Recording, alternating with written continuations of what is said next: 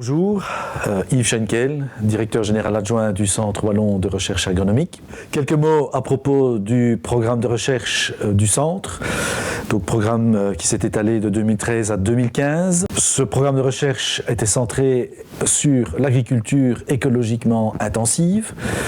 Donc, comme son nom l'indique, cette agriculture vise essentiellement à une intensivité écologique plus importante, en maximisant les fonctions naturelles de l'agriculture et en minimisant les intrants synthétiques.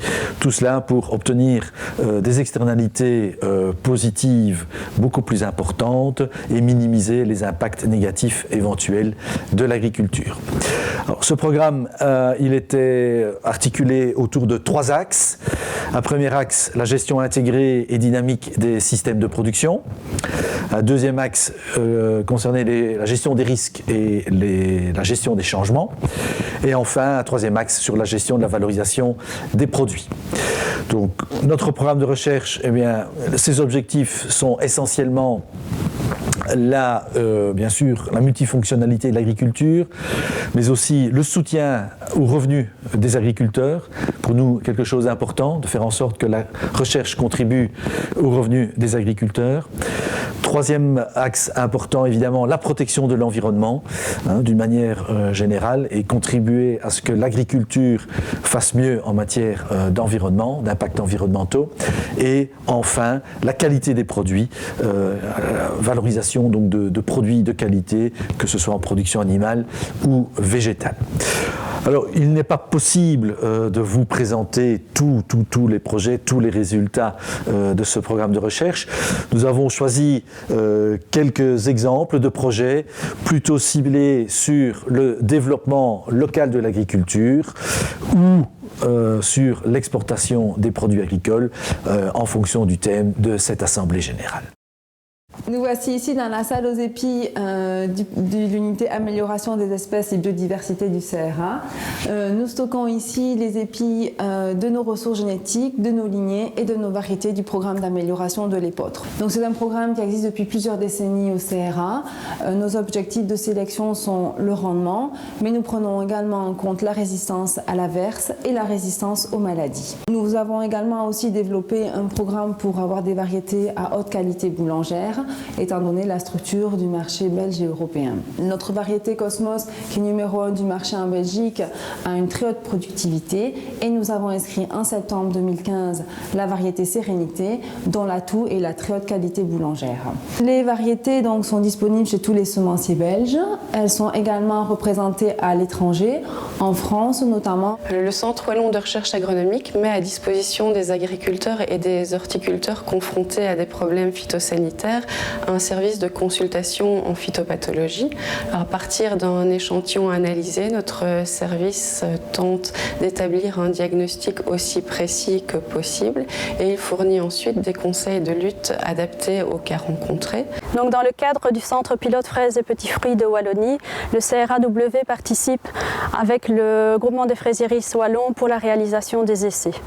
Donc, la fraise en Wallonie est un produit phare et un produit de diversification qui se commercialise de plus en plus en vente directe, en vente à la ferme. Au niveau des essais réalisés au CRA, nous réalisons des essais variétaux, aussi bien des variétés de juin que des variétés remontantes.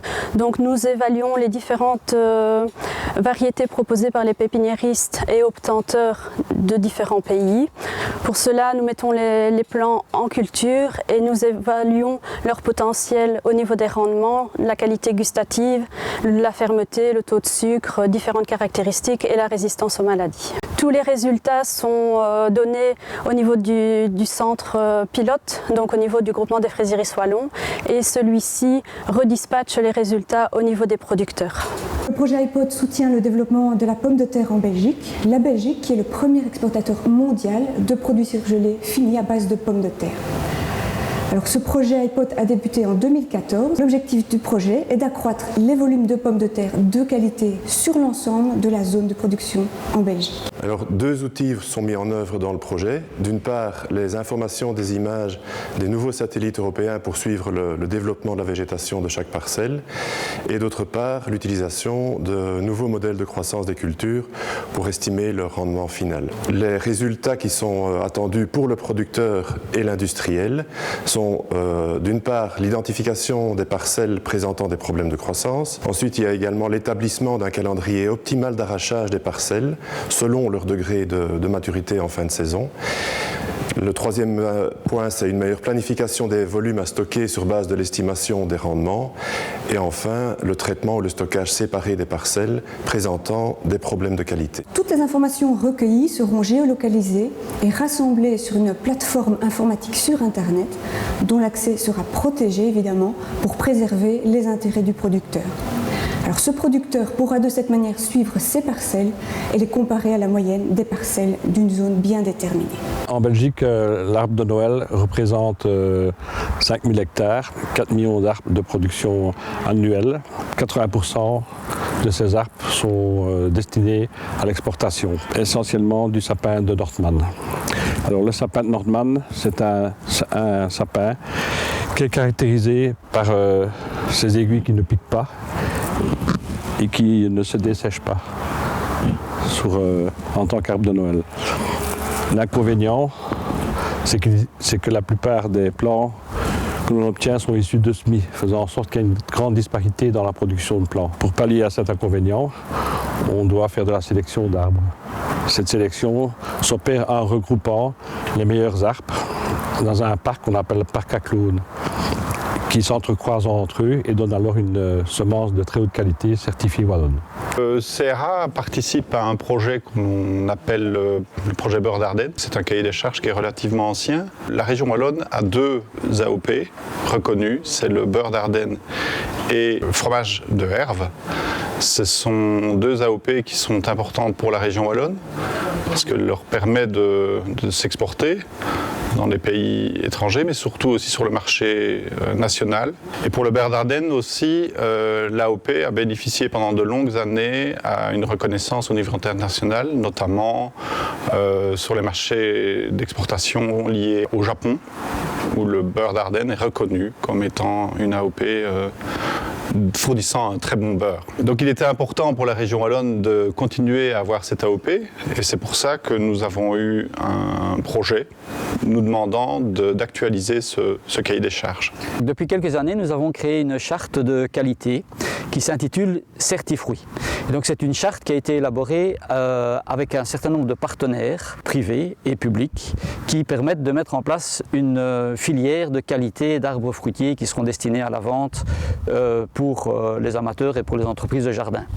Donc le thème principal, c'est de créer une gamme de variétés originales, tolérantes aux maladies, résistantes, issues d'un programme de recherche de sauvegarde des variétés anciennes et qui permettent d'être cultivées sans traitement. Et donc un autre point d'importance dans la charte, qui est même le cœur de la charte, c'est la traçabilité. Et donc on peut certifier que le matériel qui est mis en vente est du matériel qui correspond bien à la variété qui a été demandée. Donc depuis la production des pieds-mères à greffons, jusqu'à la multiplication des arbres en pépinière, jusqu'à la vente auprès du consommateur, eh bien on a une traçabilité du producteur et on sait en cas de problème qui a produit la variété. On a déjà à l'heure actuelle une vingtaine de producteurs qui ont adhéré à la charte et aussi une vingtaine de revendeurs qui sont en fait les acheteurs des producteurs.